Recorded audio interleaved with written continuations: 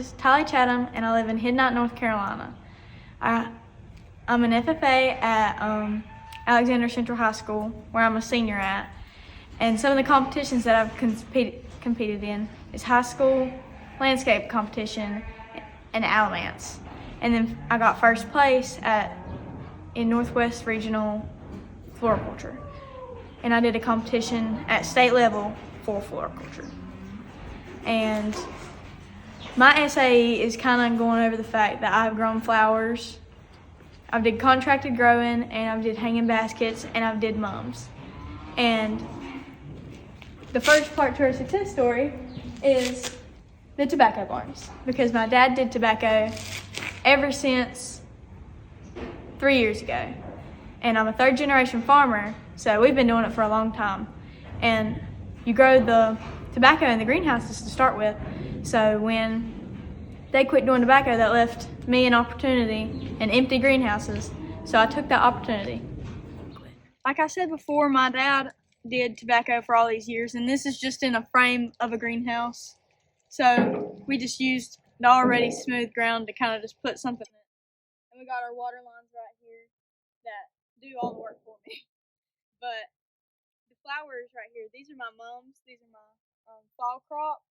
So this is what I'm in right now, since all my hanging baskets in the other greenhouse are gone. But I'll show you that setup later.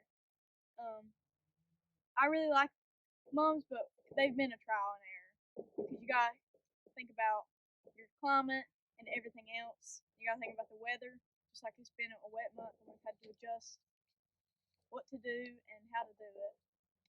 And then you get some that are different types of mums, and they end up being smaller than these, because you tried to do new things, but you live and you learn. So we ended up doing this brand my first year, and we did big, beautiful mums. Now this is where I grew all my hanging baskets. I grew about 800 plants in total, but I grew about 200 pots, 14-inch pots, and then 12-inch pots, and they were all down here and all on the pallets. But this is where the hanging baskets were, and this is all that I had set up for them. You got your drip system with these, and you have the pegs and the mums. But everything kind of correlates to that system back there, with my medicator and everything. Right here is just where you turn on the water, and this you turn on the medicator. And you got my fertilizer down here, which has been enough of a hassle anyway. And we write most of our stuff down here, right here, about just important things like how many pounds of fertilizer per gallons of water. And you kind of have to go. We had a hard time doing the fertilizer because it was just, you couldn't figure out how to get, we had the water meter on there, and you couldn't figure out how much fertilizer was going to it per gallon. So we had a lot of trouble with that at first.